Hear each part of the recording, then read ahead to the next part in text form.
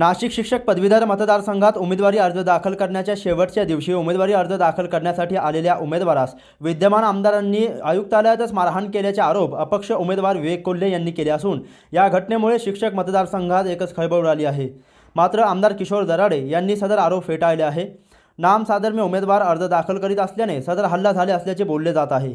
नाशिक शिक्षक पदवीधर मतदारसंघाचा आज उमेदवारी अर्ज दाखल करण्याच्या शेवटच्या दिवशी कोपरगाव तालुक्यातील किशोर दराडे नामक एका व्यक्तीने आपला उमेदवारी अर्ज दाखल करण्यासाठी नाशिक आयुक्तालय गाठले असता तेथे उपस्थित नाशिक शिक्षक मतदारसंघाचे विद्यमान आमदार किशोर दराडे यांनी सदर व्यक्तीस मारहाण केल्याचे आरोप विवेक कोल्हे यांनी केले असून सदर आरोप आमदार किशोर दराडे यांनी फेटाळले आहे। दरम्यान सदर मारहाण झालेल्या व्यक्तीने मारहाण कोणी केली याबाबत नाव सांगण्यात असमर्थता दर्शवली आहे।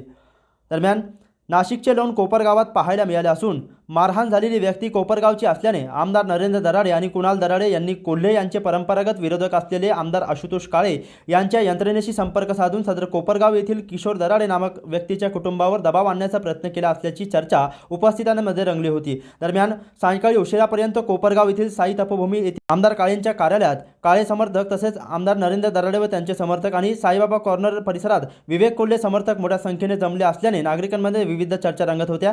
शेवटी कुणाल दराडे संबंधित मारहाण झालेले व्यक्तीच्या आईवडिलांना घेऊन नाशिकला रवाना झाले असल्याची माहिती आहे। यावेळी विवेक कोल्हे, आमदार किशोर दराडे आणि मारहाण झालेली व्यक्ती यांनी आपली प्रतिक्रिया दिली असून त्यांनी नेमकं काय म्हटले आहे तेही पाहूया।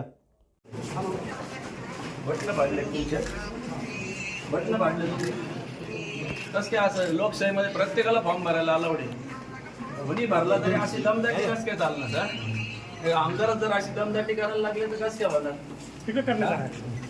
फॉर्म भरले सर कस काय तुमच्या करायला जर अशा मारामाऱ्या व्हायला लागले तर कसं होईल? कारवाई तुम्ही तक्रार दिली आम्ही कारवाई करू।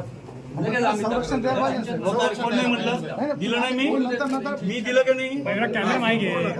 मी दिलं संरक्षण।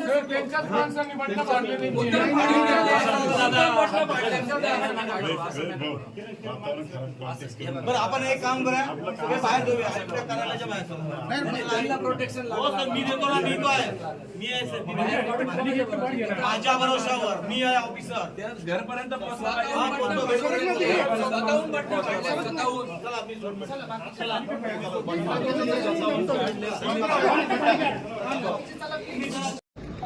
आज फॉर्म भरायचा शेवटचा दिवस होता।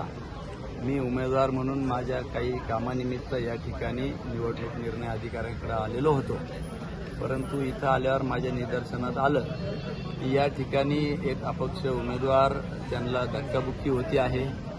त्यांचा चष्मा तुटलेला होता, त्यांचे शर्टचे बटन फाटलेले होते आणि म्हणून आपल्याला ज्ञात आहे की अन्याय करणाऱ्यापेक्षा अन्याय सहन करणारा ते बघवलं नाही आणि मी त्या ठिकाणी सांगितलं की अशा पद्धतीने एखाद्या उमेदवारावर जर आयुक्त कार्यालयामध्ये हल्ला होत असेल, जबरदस्ती होत असेल तर ते निश्चितच खेदजनक आहे, निषेधार्थ आहे आणि लोकशाहीला काळीमा फासणारा आहे।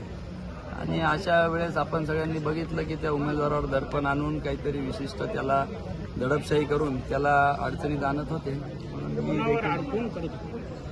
विद्यमान आमदारच त्या ठिकाणी उमेदवारांनी जे सांगितलं मला की विद्यमान आमदार आम्हाला माझा हात धरून ओढता आहे, माझी गच्ची धरली, माझ्यावर हल्ला केला, अशा पद्धतीचं त्या अपक्ष उमेदवारांनी मला सांगितलं। मी देखील त्या ठिकाणी डोळ्यांनी पाहिलं की ते त्यांच्याजवळ उभे राहून त्याला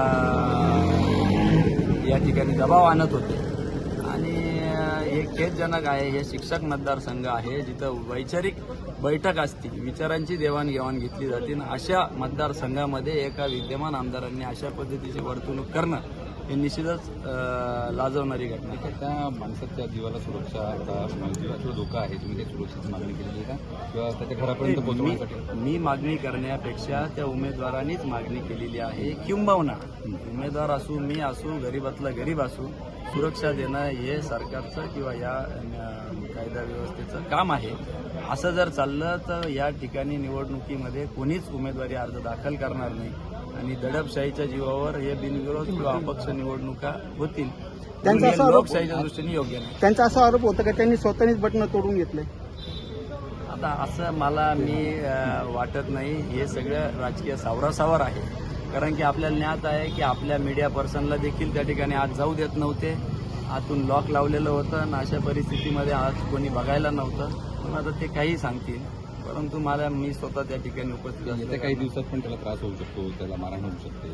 तर या दृष्टिकोनातून तुमच्या याला जबाबदार कोण असेल जर असं काही घडलं आहे? निश्चितपणाने ज्यांनी त्याच्यावर दबाव आणला, ज्यांनी त्याच्यावर हा हल्ला केला, तेच लोक याला जबाबदार धरावे असं माझं मत आहे. तुमचं काय आता भाजपने भेटलाय तुम्हाला तुम्ही अपक्ष लढणार? नाही, मी अपक्षच उमेदवारी अर्ज दाखल केलेली आहे. त्याच्यामुळं या निवडणुकीला मी अपक्षच सामोरे जात आहोत.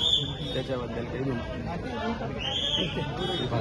बोले आता आले बोले माझं फॉर्म भरायची प्रोसेस चालूच होती. मंत्री महोदयांनी आम्ही फॉर्म भरला, माझी एक सही राहिली, तुम्ही सही करण्यासाठी वर गेला.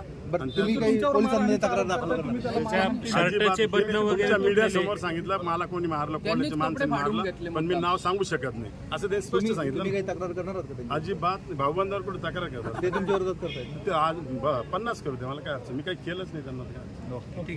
तुमचा उमेदवारी अर्ज मागे घेतला का तुम्ही? नाव काय दादागिरी केली, दम दिला काय काय झालं काय तुमचं? बिंदास बोला घाबरू नका, बिंदास बोला. तुम्हाला कोणी मारलं? मला नाही सांगता येत कोणी. तुम्हाला कोणी मारलं? मला नाही सांगता येत. चष्मा तुटला नाही मॅडम? मारलंय की नाही? चष्मा तुटला, मारला का तुम्हाला? कोणी? मला नाही सांगता येत. तुम्ही आता अर्ज मागे घेतलाय का काय? तुम्ही अर्ज भरला होता का? हो. बरं, मग निवडणूक तुम्ही लढवणार की नाही लढवणार?